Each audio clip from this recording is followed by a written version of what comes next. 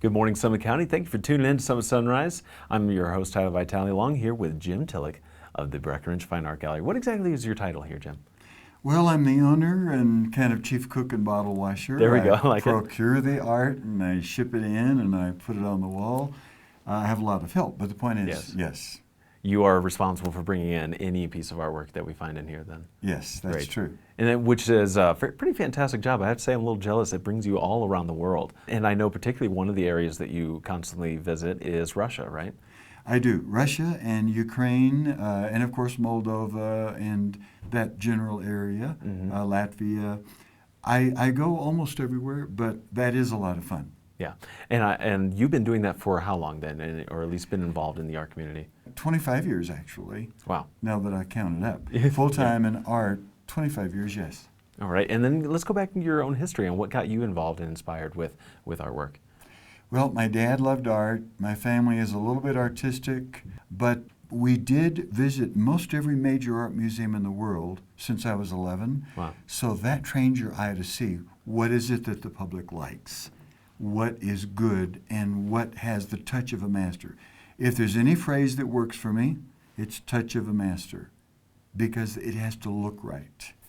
Now, speaking about masters, we're standing in an area of the gallery that features a living master, which is Michael Flohr. Yes. Let's talk about some of the artists here that you can see. Well, Michael Flohr is a natural, number one. Michael started winning prizes when he was very young, and they realized they had a special talent on their hands. So they brought him along almost quicker than most artists would have progressed. Wow.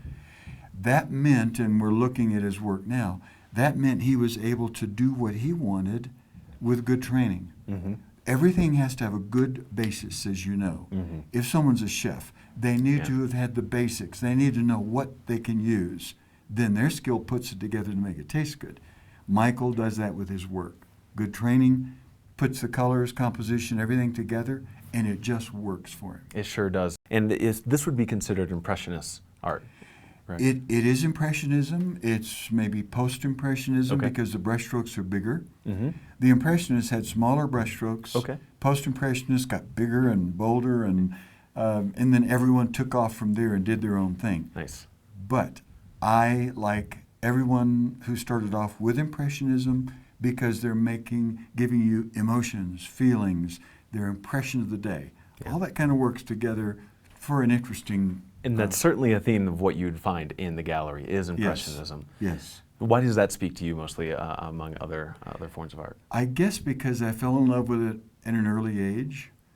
My dad liked it, my grandfather liked it, but I loved it because of the freeness that it gives the artist. He or she can do what they want with the scene, but you do know what it is, and you even recognize the location. Excellent. Well, speaking of location, how about where is the Breck Fine Art Gallery located? Because of course you have to come in and see this fine art. Yes, 421 South Main. Just go down Main Street, turn right at Park. We're right there at that corner. Just come on into the gallery. Again, right at the corner of Park and Main Street in Breckenridge, Colorado. And it's a perfect must-see spot while you are visiting in Summit County. Well, Jim, thank you so much for your time here. I'm going to let you get back to it. I'm going to peruse as well, take a look at some pieces here because art is changing up here all the time. I always love seeing what's new to the gallery. Good. Thank you for your time again, You're Jim. very welcome. All right, thank you. Stay tuned to Summit Sunrise. We'll be back with more.